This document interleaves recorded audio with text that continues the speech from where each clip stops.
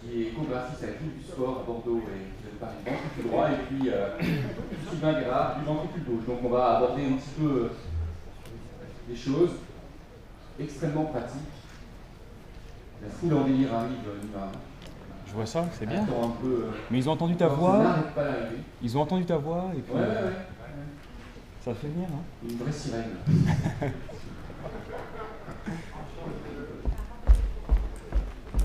Déjà, si les modérateurs arrivent en retard. Bravo. Non, mais là-bas, je joue.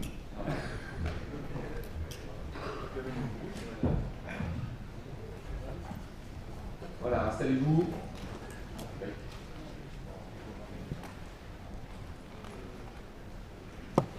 Voilà, on va pouvoir commencer. Est-ce qu'on peut afficher, s'il vous plaît?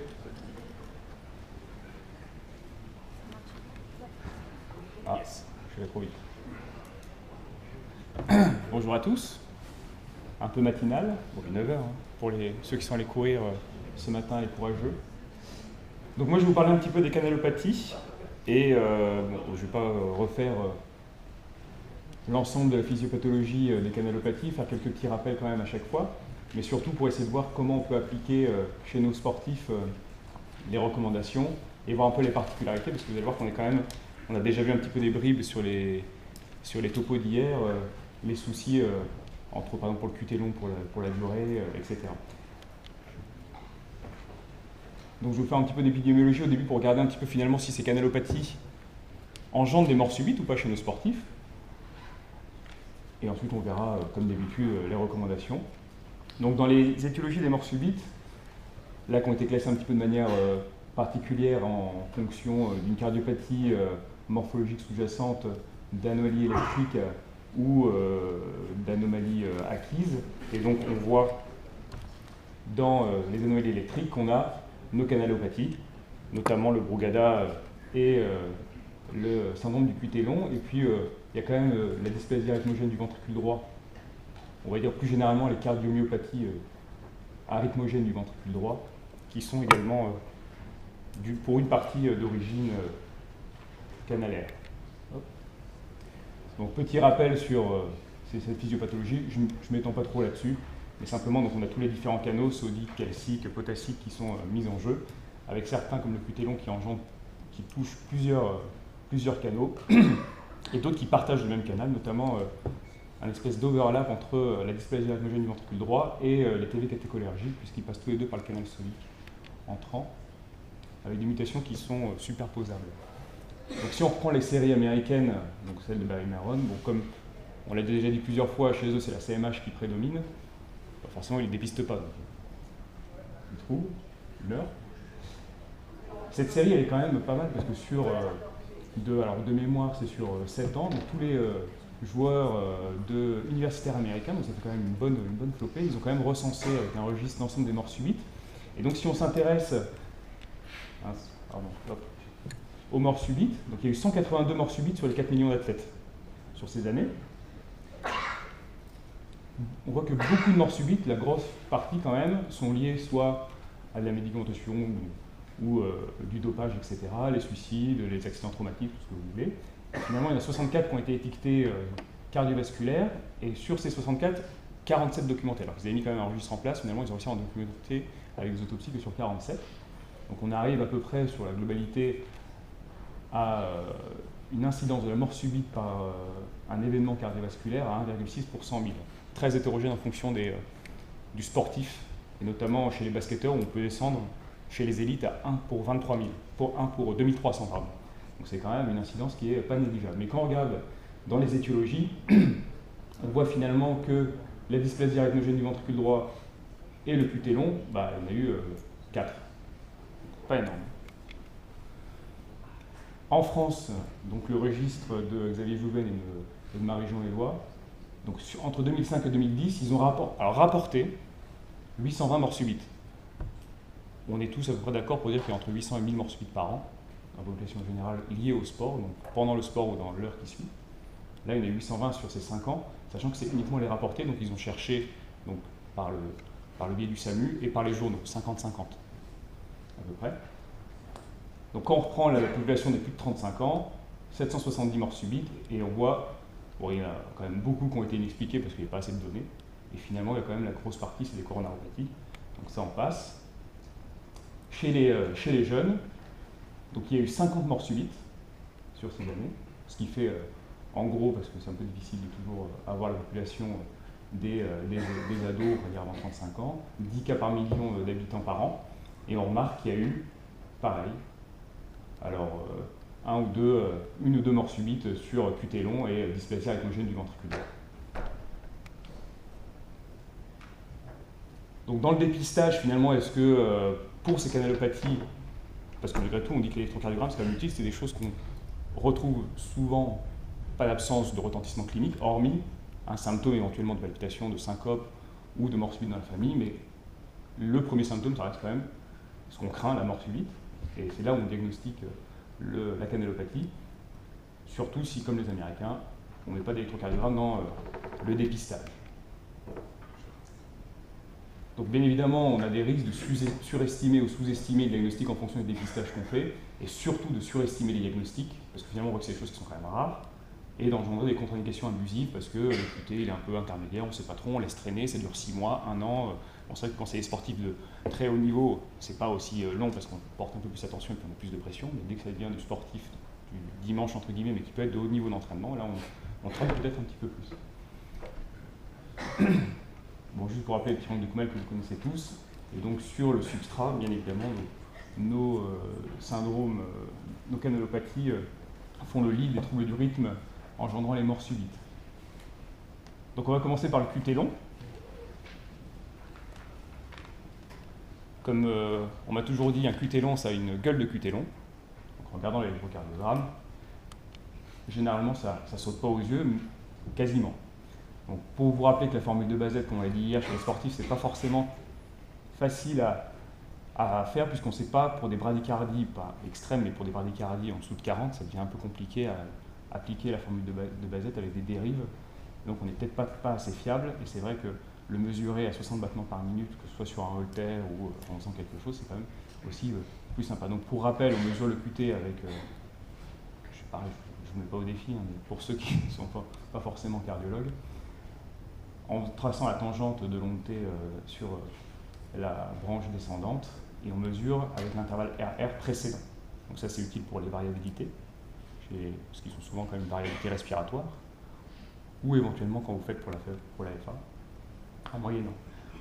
Donc là on a un petit peu les différentes morphologies, donc en commençant par le QT qui ressemble plutôt au LQT1 avec une base large, en descendant vers le LQT2 bifide, un peu aplati, et le LQT3 avec en principe une montée qui est un peu plus ample que ça, et qui est un peu retardée, avec un segment ST qui est prolongé. Donc là c'est la même chose. Donc finalement le QT long chez nos athlètes, ça a bien été signalé hier. On est tous d'accord maintenant pour dire, même si dans les recommandations européennes ça reste encore les anciennes normes, que chez l'homme, on prend une limite de 470 millisecondes et 480 chez la femme, avec un diagnostic qui est quasiment posé, hormis les causes acquises bien évidemment, d'un QT au-dessus de 500 millisecondes où il n'y a plus vraiment à se poser la question. Je l'ai marqué ici, c'est vrai que bon, c'est un peu toujours difficile de faire du déconditionnement vraiment strict chez un athlète, leur dire vous arrêtez strictement, on a vu hier avec les cas cliniques, au niveau psychologique ils ne le font pas, ils dépriment, ils continuent, ou ils vous disent qu'ils ont arrêté mais ils reviennent, ils n'ont pas continué, ils n'ont pas arrêté du tout. Mais si c'est le QT adapté à l'augmentation du tonus vagal ou à la baisse de la réponse sympathique, on va avoir une adaptation physiologique avec de nouveau une régression de la longueur du QT, mais c'est vrai que si c'est un QT long congénital, qu'on ne le déconditionne pas, on va quand même avoir un peu une prolongation du QT. On en a parlé hier, et c'est vrai que on le fait quand même, enfin moi je le fais volontiers, ce fameux V-skin test en passant les sportifs ou même les patients, en décubitus, en position debout, et en faisant mesurer le QT 10 secondes après le passage en orthostatisme. Donc ça a été validé chez la population générale, et une petite série allemande sur 164 patients a essayé de voir si ça marchait également chez l'athlète. Et globalement, eux, ils disent que on peut également le faire chez l'athlète, puisqu'on a des baisses des normalisations du QT entre guillemets, avec un cutoff à 474 millisecondes, pas très spécifique. Et en effet, c'est vrai que le QT, certes, quand la fréquence cardiaque se raccourcit, mais le LQT3 aussi. Donc faire la différence, c'est un peu compliqué. Le LQT2, souvent, il ne bouge pas, et le LQT1 s'allonge. Donc lui, pour le coup, on peut le diagnostiquer comme ça. C'est les trois principaux, donc c'est pour ça que j'ai parlé que de ceux-là. Pour ce qui est des facteurs favorisants, comme vous le savez, le LQT1, c'est plutôt chez des nageurs, et on en parlait hier avec la session avec les cardiopédiatres.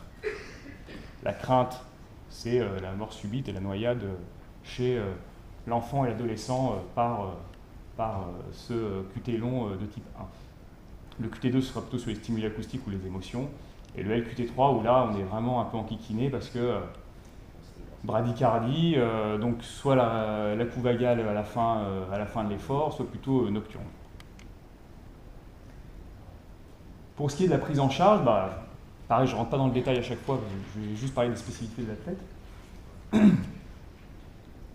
Le bêta-bloquant, toujours pareil, on est embêté, ils ne les prennent pas, c'est pas bien toléré, pour le peu que ça joue pas sur leur fréquence, mais sur leur tension. Puis au bout d'une semaine, si ça ne marche pas au bout de 2 jours, ils arrêtent. Quand on leur dit, bon, vous allez être fatigué pendant 3 semaines, etc.